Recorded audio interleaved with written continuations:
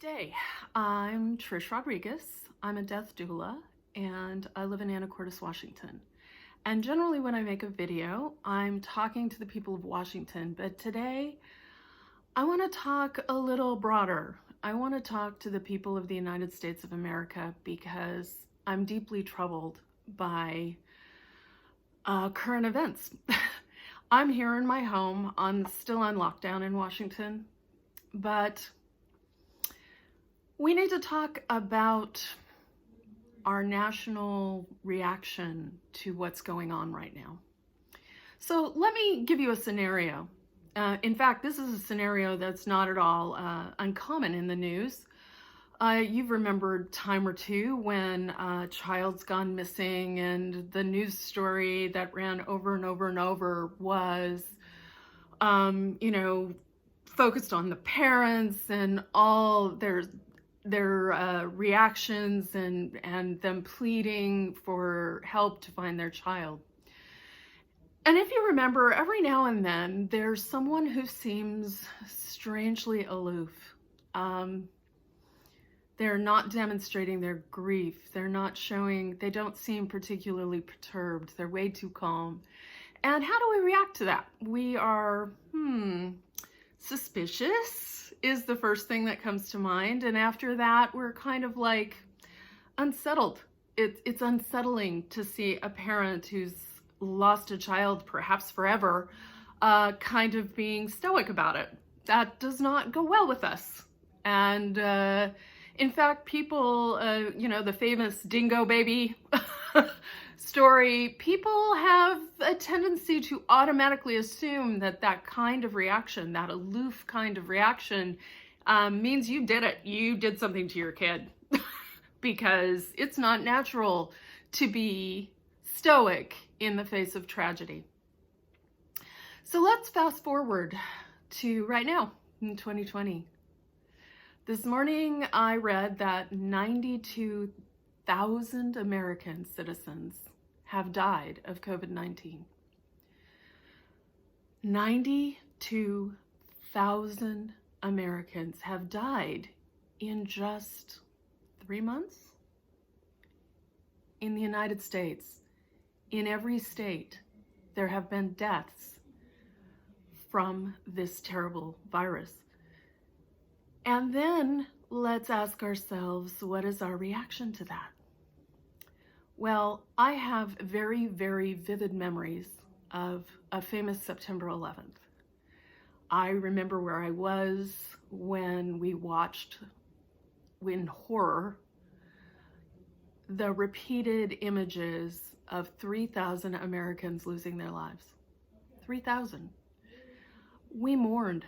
We grieved, we cried in the streets, we gave blood, we sent money. We mourned collectively as a nation those 3,000 lives. We told stories, we wrote the names of the dead. We published them in newspapers, we published them on public media. We published the reactions of family members and friends who had lost loved ones in that terrible day. And we commemorated it year after year. We watched the images over and over and over. And we named September 11th Patriots' Day for the 3,000 Americans who lost their lives on that horrible day. Now let me repeat, 92,000 Americans have died of COVID-19. And yet, where is our mourning? Where is our gnashing of teeth? Where are the flags at half-mast?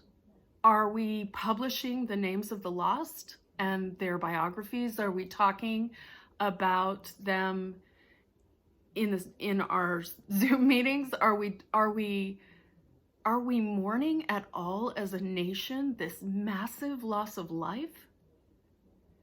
Again, I'm a child of the 60s, and I can remember so vividly people wearing MIA armbands and stickers, bumper stickers on cars about soldiers who were missing in action in Vietnam. In fact, you still see those flags and you still see those bumper stickers. It is not natural to not acknowledge massive loss of life.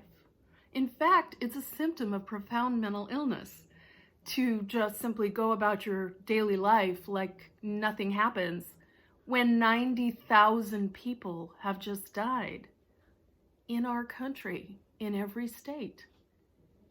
This is a national tragedy. Now, I can understand in our era that is so rife with political discord, but to politicize this is not helping, and it's not allowing us what we need to move on and move through. I really fear for us if we do not begin to acknowledge the deep national trauma that is occurring. People are dying, families are being torn apart, healthcare workers are sleeping in their RVs so that they don't come in contact with their kids. This is a tragedy. It is a trauma, and we are all experiencing it together.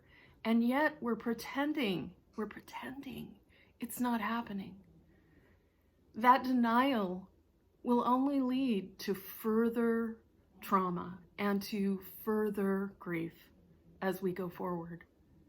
We need, as a country, to come together to acknowledge this tragedy, to say the names of the dead, to publish this, to make it something we can all get behind so that we can focus our very righteous and natural anger where it belongs, which is not on our neighbors, but on the fact that we have a terrible virus among us, a plague, and plagues have happened to human beings as long as there's been human beings.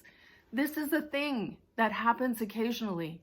It's not completely unprecedented, but our response to it is unprecedented, and we need to address that as a nation. I am going to urge you, and you should urge everyone you know, let's start a campaign. Let's write to our leaders, as I intend to do. This video is just the beginning. I'm going to write to everyone in Washington State, starting with my mayor and going all the way to the President of the United States. Everyone in leadership needs to stop pretending this isn't happening.